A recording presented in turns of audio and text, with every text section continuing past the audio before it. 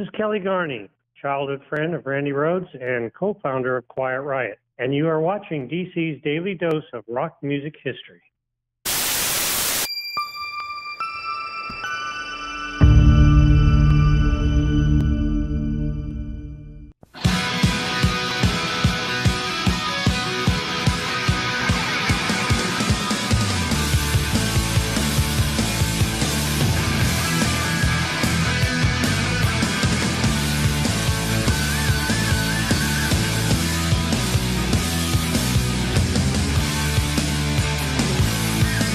Hey guys, I'm DC, creator and host of Barside Jive. You are watching my daily dose of rock music history. Today is Saturday, March 28th, 2020.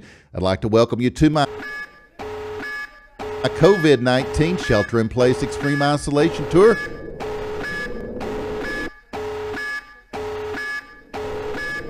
Remember, you can check out my Daily Dose archives as well as all my other content on my YouTube channel. Just search Barside Jive Live.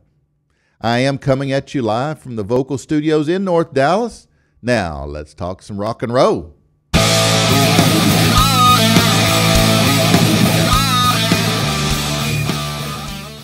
On this day in 1964, Jan and Dean's double-sided hit, Dead Man's Curve, and New Girl in School enters the U.S. chart where it will rise to number 8.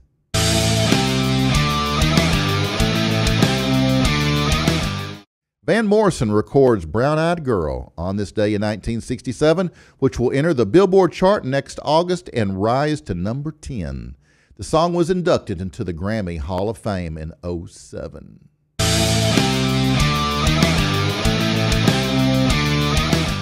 On this day in 1970, a Detroit band called Frigid Pink sees their cover version of the Animals' 1964 hit House of the Rising Sun peak at number 7 on the Billboard Hot 100 during an 11-week run in the top 40.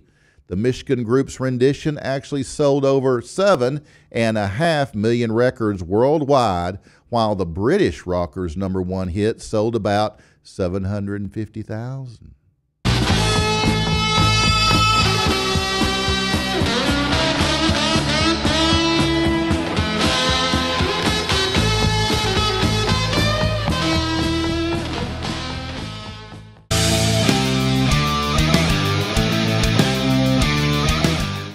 With musical guest Gladys Knight and the Pips slated to perform, Ed Sullivan took to the stage for the last time as the host of America's most popular variety show on this day back in 1971.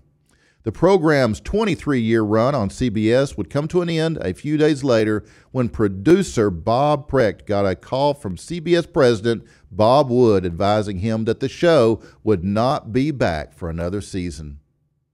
Sullivan did not take the news well, reportedly saying, "Well, I'll be a son of a bitch. After all I've done for the network over the years." More than any other venue, Sullivan's show provided a springboard to stardom for many rock and roll acts of the day, introducing Elvis Presley, the Beatles, and many, many more to America. Comedian Alan King may have summed it up best when he earlier quipped, "Ed does nothing, but he does it better than anyone else on television."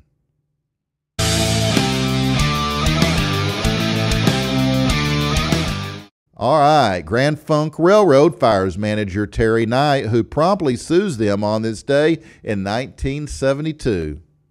After nearly 2 years of litigation, the band ultimately won their separation from Knight, but at a heavy financial cost. Check out this phoner I had with original member drummer Don Brewer. Hey guys, I am with Don Brewer from Grand Funk Railroad and on Barside Jive. So Don, American Band was Grand Funk Railroad's first #1 single, and it experienced huge chart success. I want to know what inspired you to write that song. Well, the inspiration was, Terry Knight, who we've talked about, a couple of times here, Right. was our former manager, and he had a couple of cricket attorneys that were also our attorneys, and they had negotiated themselves into a situation where they were taking all of our money. Right. And when we found out about it, we fired Terry, and of course, and then he sued us, and so we had all these lawsuits flying, and radio it was changing at the same time from being FM underground to being the new hit format, and we needed to come up with hit records. Right. And so we're flying into towns. We're going from town to town, and Terry is suing every city that we're playing in. And as we're flying into towns, the thought came to my head one day: we're coming to your town. We'll help you party it down. So I wrote the song. I said, okay, I'm gonna take a stab at writing a hit song here, and I wrote the song around that. And I incorporated the 4 chords I know on a guitar, and all 4 chords are in that song. And I put the stories that were going on the road at that time: up all night playing poker with Freddie King, the 4 young Chiquitas in Omaha, Sweet Sweet Connie in Little Rock. Put all the little stories together, all the little snippets, and came up with this bridge. Actually, verse, chorus, bridge, chorus, out. That was the arrangement I had in my head. I had this little Martin guitar, that I plucked along to play the song on. And I didn't really have a tag for it until, one day it just dawned on me, we're an American band, sang really well, we're an American band. God, it just sounded so good to sing it, and that was where it came from. It's just, I wasn't trying to wave the flag and go, oh my God, we're an American band. It was just like, wow, that sounds really good. Yeah. So that's where the song came from.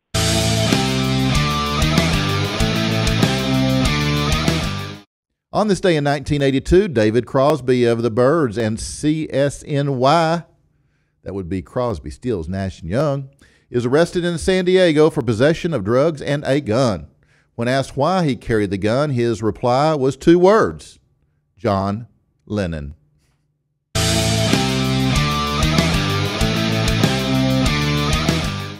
6,000 radio stations in the U.S. and Canada simultaneously played We Are the World. We are the world. We are the children. We are the one to make a brighter day. The fundraising song for African famine reliefs recorded by 45 superstar performers on this day back in 1985. Sales of the single album, video, and related merchandise initially raised more than $38 million.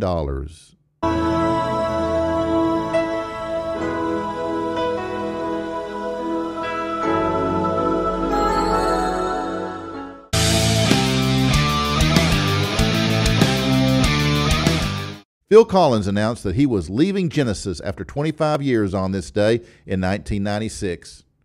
He joined the band as drummer after the departure of John Mayhew in 1970 and became lead singer when Peter Gabriel left 5 years later.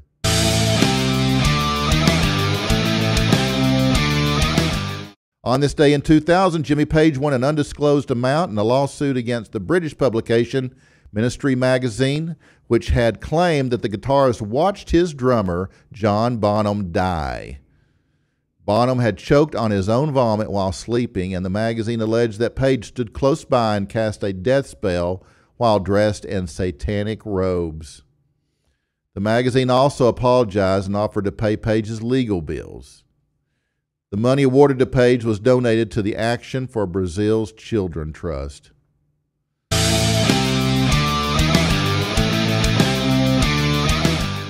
All right. Country star Charlie Daniels was recovering after having a pacemaker implanted to regulate his heart rate on this day in 2013.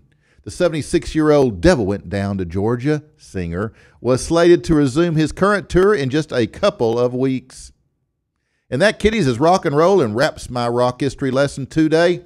But you can dry those eyes, because there is more coming from me to you tomorrow and every day as I peel back those pages like you know I can of my big-ass book of rock music history and explore the past of the rock legends on my Daily Dose of Rock Music.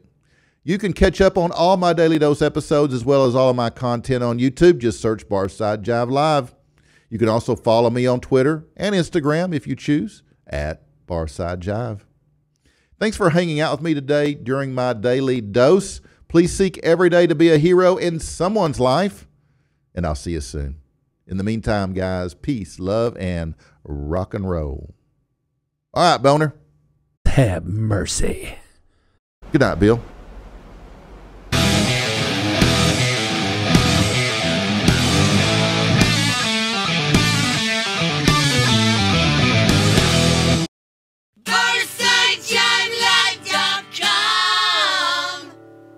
FarsideJiveLive.com.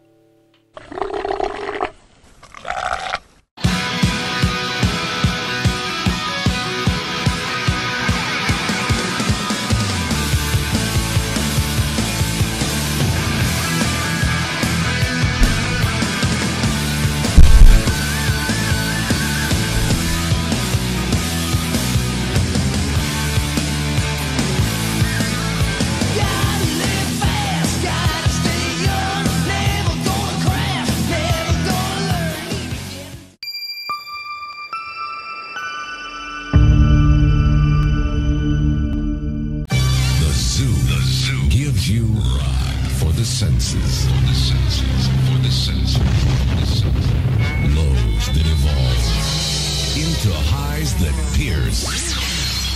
Feel the rock on 98.